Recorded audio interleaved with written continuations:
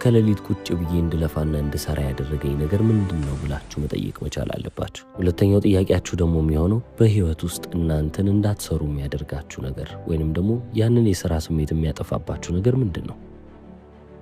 በህይወቴ እነዚህን ሁለት ጥያቄዎች ከመለስኩ በኋላ ነው እንግዲህ በጣም ትልቅ የሚባሉ ለውጦችን እየተመለከትኩ የመጣሁት። እንዳልሰራ የሚያደርጉኝን እንድሰላች የሚያደርጉኝን ምክንያቶች እንዳለ እያጠፋው እየሄድኩ እንድሰራ የሚያደርጉኝን ምክንያቶች እያበዛው በመጣው ቁጥር ሳልፈልግ በደንብ እየሰራው መጣሁ። በቃ ስራ ሁለተኛው ወይንም ደግሞ ሰከንድ ኔቸር የሚባል ነገር ሆነ። ተፈጥሮዬ እየሆነ ሄደ ማለት ነው። ሳላስበው ትላልቅ ነገሮችን እያሳካው ማልፍ ሰው ሆንኩ። ፍራንክ ሲናትራ በአንድ ወቅት የተናገረው ነገር አለ። ዓለም ላይ ትልቅ የሚባለው ሪቨንጅ ወይንም ደግሞ በቀል ማሲቭ የሚባል ስክሰስ ነው ይላል። ለጠላቶቻችሁ እንደናንተ ትልቅ የሚባል ስኬት የሚያቃጥላቸውና የሚያነዳቸው ነገር የለም። ስለዚህ ሰዎችን መበቀል ከፈለጋችሁ ራሳችሁን ትልቅ የሚባል ቦታ ላይ ማድረስ ብቻ ነው የሚጠበቅባችሁ። ራሳችሁ ላይ ብቻ ከሰራችሁ እናንተ ችላ የማትባሉ ሰዎች ትሆናላችሁ። ስለዚህ በህይወት መጥፎ የሚባል ስራን እናንተ ላይ የሰሩ ሰዎች ሁሉ ይቆጫሉ። ስለዚህ ምናልባትም በቂ ምክንያት የለኝም ካላችሁ እናንተ ስትወድቁ ማየት የሚያስደስታቸው ሰዎች በህይወት መኖራቸውን እያሰባችሁ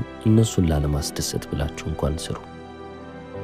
ስለዚህ ግቦችን በሁለት መንገድ ታወጣላችሁ። የመጀመሪያው ሎንግ ሬንጅ የሚባለው ነው ወይንም ደግሞ ረጅም ርቀት። ህልሞቻችሁን እዚህ ጋር ነው እንግዲህ የምታስቀምጡት። የዛሬ 10 ዓመት 20 ዓመት ወይንም ደግሞ እስከ ህይወቴ ፍጻሜ ድረስ እነዚህ ነገሮችን አድርጌ መሞት ፈልጋለሁ ብላችሁ የምታስቧቸው ነገሮች የምታስቀምጡበት ይሆናል። ማለምን የመሰለ በጣም ትልቅ ነገር የለም። ሁሉም ሰው እያለመ መቀጠል አለበት። በህይወት እስካላችሁ ድረስ ማለም ልታቆም አይገባም። ካለማችሁ አይቀር ደግሞ ትልቅ ነገር ይሆን። ችልድረን ኦፍ ሳንቼዝ የሚል አልበም ላይ አንድ የሰማሁት በጣም ፓወርፉል ምለው ኃያል ምለው ነገር አለ።